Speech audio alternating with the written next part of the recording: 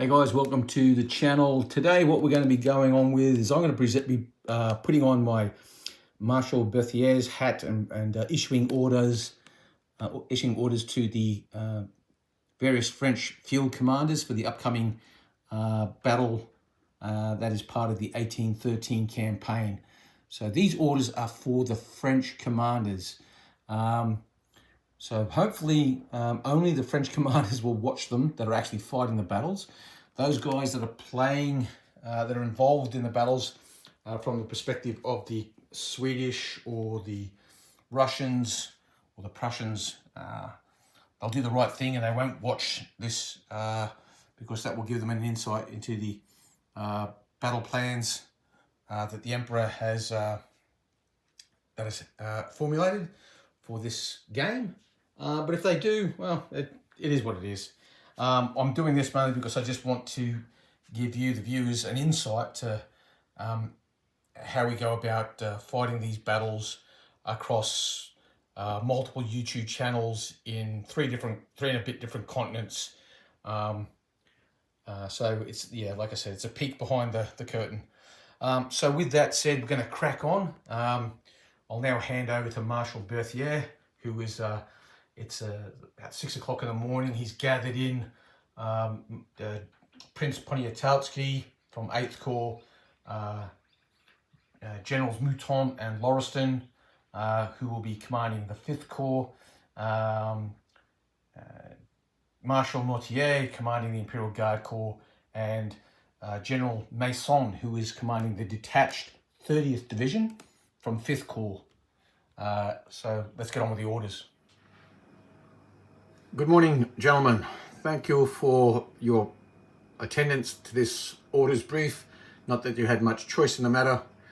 I, Marshal Berthier, on behalf of the Emperor, will issue orders for the upcoming battle. The situation is quite good for us. Currently, to our east, we have the enemy has deployed for battle. To the north, their right wing is at Zehlendorf, and to the south, their left wing rests in the vicinity of Rulsdorf. The terrain to the north of Zehlendorf, it is quite heavily wooded, and there are many waterways. He considers his right flank to be secure, and the Emperor is quite happy to let him feel that way. There will be no flanking maneuvers to the north. We do not want the enemy to have to fear anything coming in on his right flank. To the south, we have a similar situation where it is heavily wooded. Furthermore, to the south, in the vicinity of Grossbeeren, Didersdorf and Blankenfeld, there is a major battle taking place, or will be taking place quite shortly. Marshal Ney will be leading his corps in an attack on Blankenfeld against Prussian and Russian forces there. And Marshal Oudinot will be responsible for an assault on the coalition forces in the vicinity of Grossbeeren. The Emperor is quite confident that these victories will result in, these battles will result in victory and the enemy being driven north from Kleinbeeren and Didersdorf along this road towards Berlin.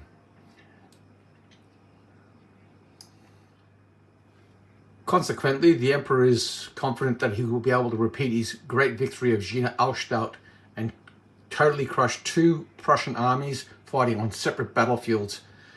Hopefully, he'll be able to, Marshal Ney and Oudinot's victory will drive these enemy towards Berlin, while the Emperor's victory here at Zehlendorf will drive the enemy also towards Berlin, which will result in a general catastrophe for the Prussian army, as they are routed on two fronts simultaneously. How did we get to this situation? Well, essentially, as we've advanced towards Potsdam, the enemy has sallied out of Berlin to the south and to the west. The troops we're facing have basically advanced down this road here, reached Zehlendorf, and then decided to form a battle line between Zehlendorf and Rulsdorf. A sensible choice of terrain. It's hilly. There are multiple villages in which to break up our attacks. However, Emperor undaunted is relying on the fact of the superior fighting prowess of the French soldiers and their higher morale, as well as superior numbers and his own obvious tactical acumen when fighting.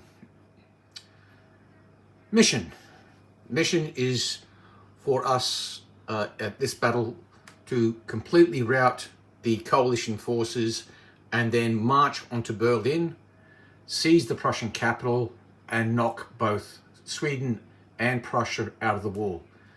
Mission: to engage coalition forces to our front, rout them, and then march onto Berlin and knock Sweden and Prussia out of the war.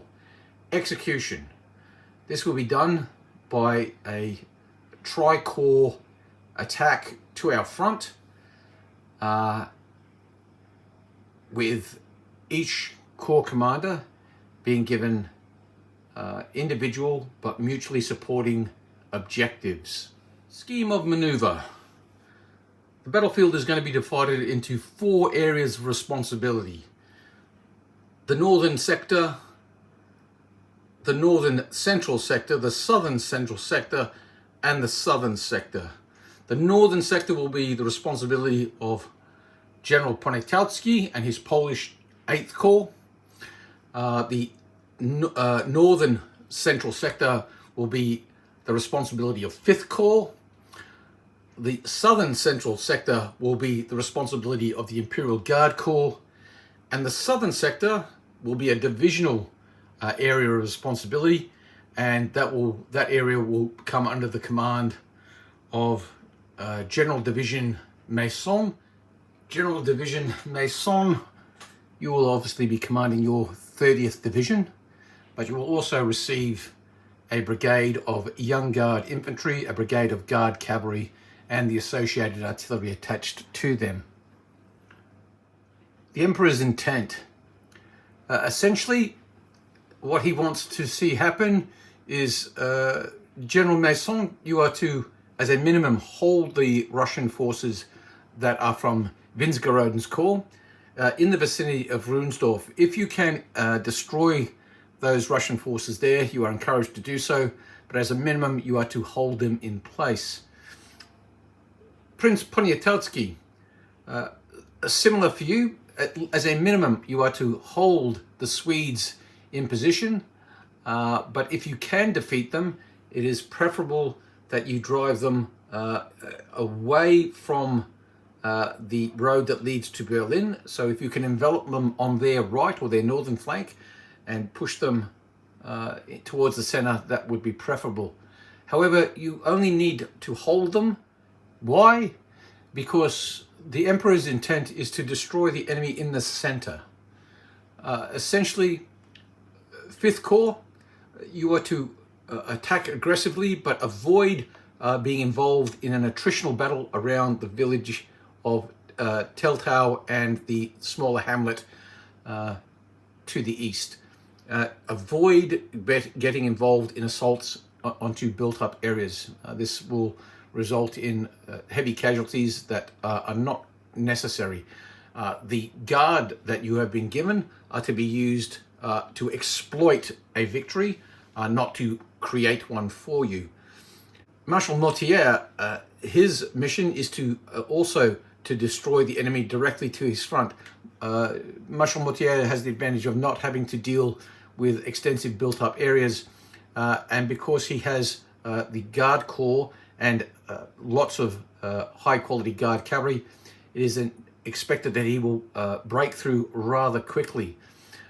As a consequence, it is hoped that, or not hoped, but envisaged that the Imperial Guard Corps will quickly break through, and once that has happened, the Guard will send brigades, Guard Cavalry brigades, to envelop the division from Windsgeroden that is in the vicinity of Ruhnsdorf, and thus help General Maison destroy those Russian forces to the south.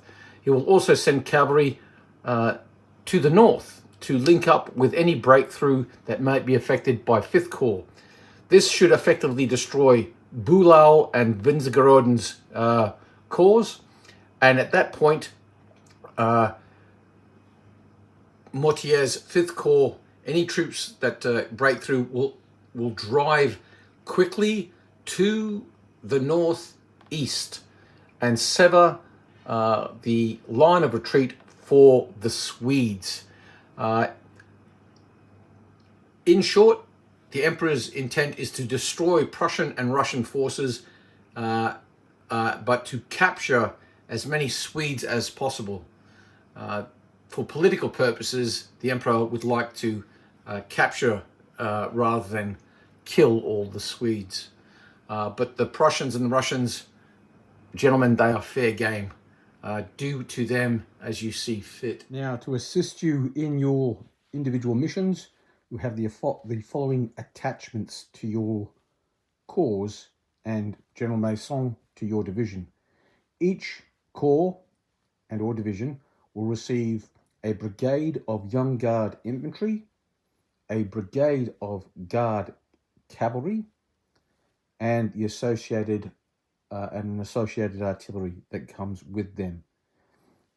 So the Emperor has taken the 9th Division from the Young Guard Corps and broken those 3 brigades away and allocated them each to the 8th Corps, the 5th Corps, and the independent 30th Division. And as already alluded to, each will get a brigade of 3 cavalry and all the associated artillery that goes with those brigades will also be allocated to you. So let's now have a closer look at our individual areas of responsibility. This here is 8th Corps area of responsibility, Poniatowski. Here we have 5th Corps responsibility, Mouton. The Imperial Guard Corps responsibility, this is your responsibility, Mortier. And then General Maison, your battlefield responsibility is over here. Let's first address 8th Corps. You basically have tactical and operational freedom. Just bear in mind the Emperor's intent. You do not need to push these people, but simply hold them in place and attrit them as heavily as you possibly can. Avoid getting into an attack on Zehlendorf itself. The Emperor is not interested in attritional battles and wasting the lives of valuable French or Polish troops trying to take terrain or villages that are of no consequence. The only village the Emperor is interested in is Berlin. So attrit and hold, and if you do see localized advantages or opportunities to drive the enemy, do so. If you are going to envelop the enemy, do so from the north or the enemy's right flank and drive them in towards the rear of the larger battlefield. For 5th Corps, Mouton, the Emperor has stressed that you handle his guard troops with care, particularly the Old Guard Brigade. It is not to be used to secure a victory, gain a victory, but rather a secure one. The Emperor has advised, do not attack the villages. Do not attack redoubts unless it is completely unavoidable. Rather, he wishes for you to drive hard on the enemy's left into this open terrain here. This is where you will secure your victory. Attack by refusing your right flank and drive hard. Drive the enemy from the high ground. Then, once you have done this and destroyed the enemy in this vicinity, you should be free to exploit into the enemy's rear. If the enemy has completely left this area open, you are to drive cavalry through as hard as you can and continue the fight with predominantly infantry. Obviously, you maintain some cavalry in support of your infantry assaults, but he sees this predominantly being an infantry and artillery battle. Let's move now to the right flank. General Maison. Again, the same directions apply from the Emperor. Do not directly assault Ruhnsdorf if it can be avoided. The Emperor suggests a double envelopment or at least a single envelopment. If you are going to envelop one flank, he would suggest that the enemy's left flank or southern flank is probably the most the best opportunity that you will have. If you try to come through this way, the terrain is rather complex. This marshy area here will also impede any type of envelopment to the rear. Ruhnsdorf is well forward on the enemy's defensive line, so it is a forward defensive position. With luck, you should be able to bypass it by going to your right. The Emperor suggests look to your right. As for Mortier, he will probably go with a large and heavy infantry assault to the right, drawing the enemy forward on his right or southern flank, where the masses of French Guard cavalry will exploit their superiority and numerical advantage to destroy the enemy cavalry in this area here. That is the overall plan. The Emperor now bids you bonne chance and on to Berlin. Update to ATs and debts. So you're going to receive additional attachments, and that's going to be in the form of a Young Guard division. So let's have a look at that, shall we?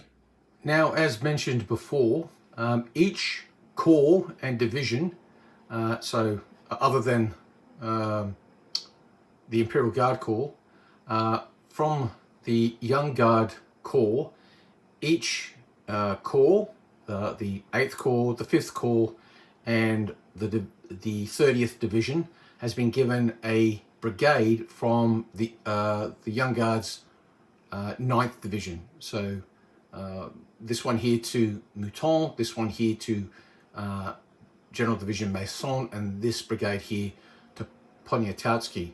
The Emperor has now also released another division of Young Guard, and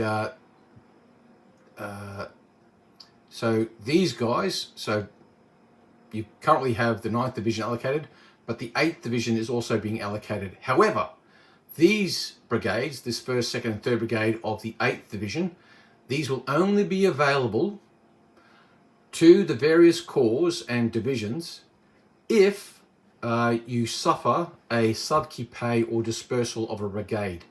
So if a brigade flees the table or becomes battered to a point where it's dispersed, then you will have these brigades automatically released to you. So essentially, there's an additional Young Guard brigade sitting directly to the rear of your table, but they will not be released unless you have a brigade suffers a subquipe. So you now also have an additional brigade of Young Guard infantry. So that concludes the orders from Marshal Berthier to commander of 8th and 5th Corps, obviously the Imperial Guard Corps, and to the independent 30th Division. Now these games, for those that are watching that aren't playing, all these games are going to be uploaded to the various YouTube channels that are involved. And that's pretty much it. So we're going to wrap it up there. These orders specifically just for the French commanders. Yeah, okay. The Prussians, the Russians, the Swedes, they could get a sneak peek in.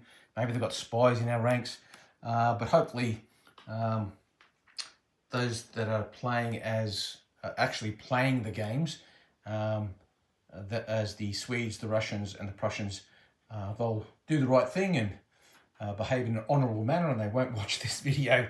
But if they do, well, you know, c'est la guerre, such is war, and that's just the way it is. So we're going to wrap it up there. and we'll see you on the next video, which should be from this channel. Should be the attack or assault by the Imperial Guard Corps against the Russian corps under Winsgoroden. We'll catch you on the next one. Ubiquate.